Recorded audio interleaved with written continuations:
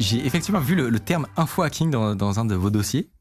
Comment t'expliquerais c'est assez D'où ça vient original. D'où ça vient? Alors ça vient d'il y a très loin, c'était avant les années 2000. À l'époque, moi je suivais un site web qui s'appelait quittez-toi.com. Donc quittez-toi, c'est la personne avec laquelle on a monté reflet.info. Et ce qui s'est passé, c'est que Antoine, lui, était journaliste économique en fait à la base, et il savait se servir d'internet. Donc il récupérait des infos un petit peu partout. Des fois, ça allait très très loin. Il a récupéré des infos, par exemple, de la DISA, tu vois, bien avant les leaks de Snowden, si tu veux. Juste parce que c'était un bon fouineur, en fait. C'était un bon fouineur, c'est ça, quoi. Et alors moi, je suis de cette école, parce que j'ai quasiment tout appris avec lui, en fait, on va dire. Et puis, on s'est dit, voilà, on va monter un site d'info hacking. À l'époque, on hackait plus des pizzas qu'autre chose. Mais voilà. C'est le terme vient donc, info hacking. Fois, en fait, ouais. Ok. Sur l'aspect plutôt financier de cette crise, il y a des sanctions européennes qui ont été prises par l'Union européenne sur le protocole SWIFT, comme ça que ça s'appelle. Il y a beaucoup de gens, comme vous l'avez raconté, qui ont un peu découvert à ce moment-là, c'était quoi ce protocole en fait.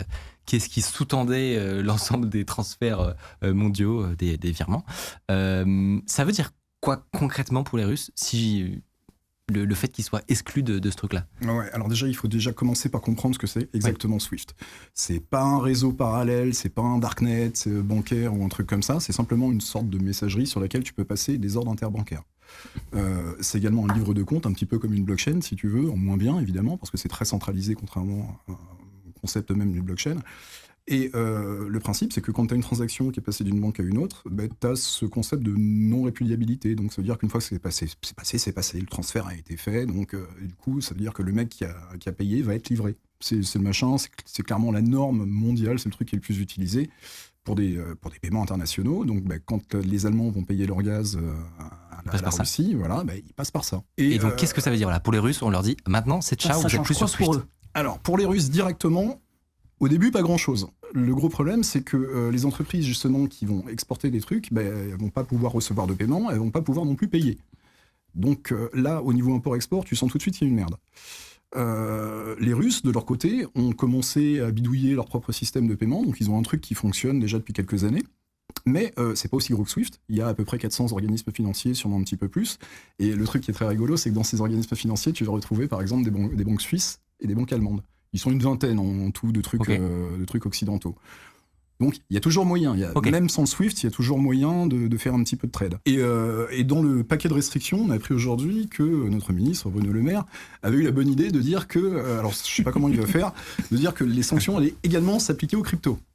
Alors moi, ça me laisse rêveur, parce que je ne sais pas comment il va faire, en fait, ce monsieur. À part demander aux exchanges américains et européens éventuellement de dire dans le KYC, dans la procédure d'identification du client, s'il est russe, tu le refuses, ok, et après ça t'empêchera jamais en fait de trader directement en peer-to-peer avec une autre personne ou de passer par une plateforme qui est pas soumise à restrictions. Et de toute façon, il faut bien comprendre un truc, c'est que des cryptos, si tu les laisses sur un exchange, elles t'appartiennent pas. Elles sont l'exchange. C'est ça. Donc il te faut un cold wallet. Il faut un portefeuille sur lequel tu vas sortir tes cryptos, et alors celle-là, tu peux pas les saisir, c'est fini. C'est que tout ce qu'il peut faire Bruno Le Maire, c'est se positionner au moment de l'achat de crypto-monnaies, dans la mesure où c'est sur un exchange public qui est référencé. Européen, enfin occidental. Ouais.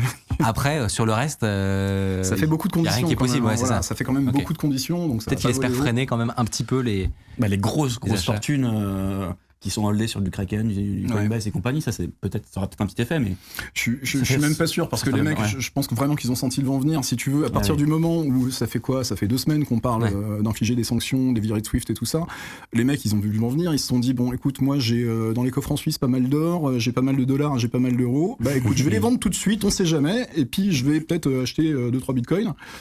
Et ça, effectivement, depuis une semaine, on se rend compte qu'il y a des market caps sur certaines cryptos qui commencent à prendre des plus 10, plus 15, plus 20%, tu vois. Alors, on voit pas de gros transferts d'un coup. Ça reflète le fait que... Alors, il y a 2 choses, en fait, à voir. C'est que, les particuliers se rendent compte que leur monnaie, en fait, va se manger une dévaluation phénoménale, donc une grosse inflation. La meilleure arme aujourd'hui contre l'inflation, c'est justement les cryptos. Donc ça, c'est pour l'ensemble des particuliers. Voilà. Et le mec qui avait, par exemple, de l'or dans un coffre en Suisse, lui, c'est pareil, il a eu intérêt à tout vendre bien avant que les sanctions arrivent. Soit saisi, oui. Et tu sais, après, rien ne se perd, rien ne se crée, tout se transforme. Donc s'il y a, Donc, s'il ils y ont a pas moins fait d'or. disparaître les millions. C'est Il y a un moment où ça s'est transformé quelque part. Alors, tu nous as raconté que tu étais allé regarder un petit peu ce qui se passait du côté des oligarques russes. Qu'est-ce que c'est que cette affaire? Non, c'est justement ce que j'étais en train de te raconter. C'est que je suis pas allé regarder exactement ce qu'ils faisaient. Mais effectivement, quand tu vois qu'il y a certaines valeurs qui perdent énormément. Il y a un moment cette semaine où tu as quand même la market cap de l'or qui a croisé celle du Bitcoin. Tu vois, là, donc ça veut dire que l'or a dégringolé cette semaine face à la cap du Bitcoin. Et le Bitcoin a augmenté, ils se sont croisés, c'est ça? Intéressant. Et donc potentiellement que les riches russes naturellement, sécurisent. Il y a un truc chelou, parce que normalement, en temps de guerre, la valeur refuge, c'est justement l'or. Jusqu'à maintenant, a priori, c'est l'or. Quand tu vois que ça commence à devenir le Bitcoin, c'est qu'il se passe un truc. Intéressant, ouais. Le Bitcoin, c'est quand même considéré comme un actif risqué. L'or, pas du tout. Et refuge et risqué, oui. Ouais. C'est complètement aux antipodes, normalement. Ouais, exactement.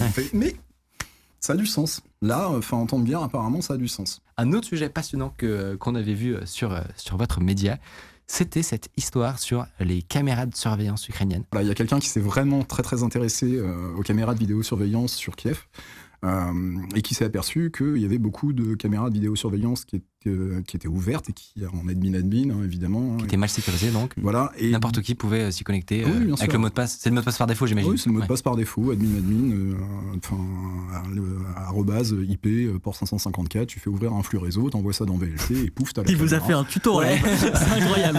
Vraiment, allez-y. Et donc tu vois ce que voit la caméra à Kiev. Et le truc très intéressant, c'est que on est tombé sur les caméras de vidéosurveillance des bagnoles de flics. Qui, par définition, tournent dans la ville. Donc tu c'est ce qu'on voit actuellement. Des positions à l'intérieur de la voiture. On le voit actuellement. What? Voilà. C'est d'accord. Ah oui, ça fait peur. Oui, donc voilà. Et ce qui pas bonne nouvelle quand même. Voilà, ce qui s'est passé, c'est quand même évidemment avant de publier, on a prévenu l'ambassade ukrainienne qui s'est empressée de prévenir Kiev directement. Et donc évidemment, tous les mots de passe ont été changés. Enfin voilà. Concrètement, c'est entre guillemets, je fais le naïf, mais c'est quoi le problème? Ça peut être utilisé par qui pour faire quoi, ce genre de truc? Typiquement par les Russes, pour spotter une position de soldats ukrainiens. Voilà, ils sont là. Voilà. Mais du renseignement, entre guillemets, gratuit. Ah oui, ça en est, même si c'est pas, même si c'est basique et voilà, admin ou admin login ou admin manager, ça reste. Il nous a refait le dictionnaire des mots de force. Donc vous avez pas compris, c'est le 554.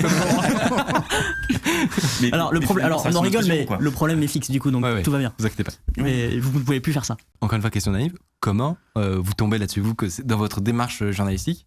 Qu'est-ce que... tu cherches à voir ce qui se passe à Kiev. Tu dis, la ville va être bombardée et tout ça. C'est pas le côté malsain, si tu veux, de dire je vais me regarder un bombardement en direct sur des webcams. Mais t'as envie de surveiller un petit peu ce qui se passe là-bas, la ville, essayer de comprendre si tu vois du mouvement, des choses comme ça. Et du coup, tu vas scanner les plages IP de toute l'Ukraine. Alors, il faut bien comprendre un truc, c'est que les IP, c'est comme la blockchain, en fait. C'est un truc ouvert. Donc, tu vas sur bgp.he.net, tu regardes tous les fournisseurs d'accès ukrainiens et tu as tous les ranges IP. Ces ranges IP, tu peux les scanner. Alors, soit tu fais du scan de QR code et tu regardes un petit peu tout ce qui se passe, soit tu te focalises sur un protocole, donc sur un port. Et là, tu as des outils qui vont te permettre en quelques minutes vraiment de scanner quasiment l'intégralité du pays, quoi. Hyper intéressant en tout cas. Et puis impressionnant. Ouais, déjà, beau service rendu. Ouais. Je vais rejoindre la Cœur sans frontières. Mais moi, je fais que des conneries. Moi, je suis le reflet. Attends. Justement, on en revient à l'histoire que tout le monde attend. La fameuse connerie. J'ai entendu parler de trolls, j'ai entendu parler de radio. Raconte-nous. Qu'est-ce qui s'est passé avec Gazprom? Faut comprendre qu'il y a une grosse boîte qui s'appelle Gazprom, qui est la plus grosse boîte russe. Il doit être 120 milliards de chiffre d'affaires, je sais pas combien de centaines de milliers d'employés dans le monde. Ils avaient aussi des activités dans les télécoms, une activité dans l'aérospatial, tu vois, enfin voilà. D'accord. Donc, naturellement, tu dis, on va regarder qu'est-ce qu'il y a comme machine là-bas. Bon, tu tombes sur des webcams, sur des trucs comme ça. Et puis à un moment, tu tombes sur un système de diffusion radio. Mais qui appartenait à Gazprom, du coup. Ouais, qui était D'accord. sur l'infra de Gazprom et tout ça. Donc je pense qu'ils ont des billes en fait dans la radio et qui émet en plus là-bas sur de la FM. Et alors le temps de comprendre un petit peu comment ça marchouillait, de changer le port parce que ça prenait que du HTTP, pas du HTTPS. Ouais, enfin bon, bref. J'en ai profité pour changer les DNS aussi parce qu'ils utilisaient des DNS Google. Ça m'a fait rire. Gazprom utilisait des DNS Google. Voilà, donc j'ai foutu des DNS ukrainiens à la place. Non mais déjà le move est incroyable. Alors juste pour expliquer très vite, peut-être. le DNS, donc c'est le système qui permet de traduire finalement. C'est l'annuaire. Une adresse web en adresse IP exactement pour aller trouver le serveur en question. Il y a des DNS qui sont disponibles. Il y en a de Google, il y en a de OpenDNS. Voilà. Mais quand c'est des DNS ukrainiens sur une boîte russe, c'est quand même. Voilà, c'était quand même plus rigolo avec les DNS ukrainiens. Et donc, une fois que j'ai compris comment le bidule marchait, je me suis dit, tiens, je vais leur foutre un petit peu de musique. Et j'ai trouvé en fait une version métal de l'hymne ukrainien et tout. Donc j'ai attendu le matin vers je sais plus quelle heure, vers 11h. J'ai envoyé le truc. Bon, ça a duré à peu près 1 minute, le temps qu'il coupe. Et donc, attends, pour expliquer. Ils ont retrouvé. C'est ça. Donc ça a été diffusé. Ça a été diffusé, alors déjà sur une bande radio en Russie. Voilà, exactement. La radio Gazprom. Alors c'est pas Radio Gazprom, je me rappelle plus du nom, mais apparemment ça émettait sur 100.9 à Moscou. Ah, donc une grosse radio nationale. Il y avait plusieurs trucs en fait, si tu veux. Donc, est-ce que tu as pu ça couvrait sur plusieurs villes en fait. Mais t'as pas pu le vérifier en live quand t'as fait ton truc? T'as pas pu écouter la radio? C'est impossible. Non, c'est malheureux. Ils avaient pas de site web où tu pouvais écouter. Alors, la bonne nouvelle, c'est que j'ai encore des accès. Quoi? Et là, tu vas donner des assassins là. Incroyable. Ah donc, d'accord. Donc à tout moment, tu peux lancer la Marseillaise, quoi. En fait, je pensais plutôt passer un discours de Zelensky, en fait. C'est le président. Une petite idée culturelle, après du métal, un peu de culture, ça fait pas de mal.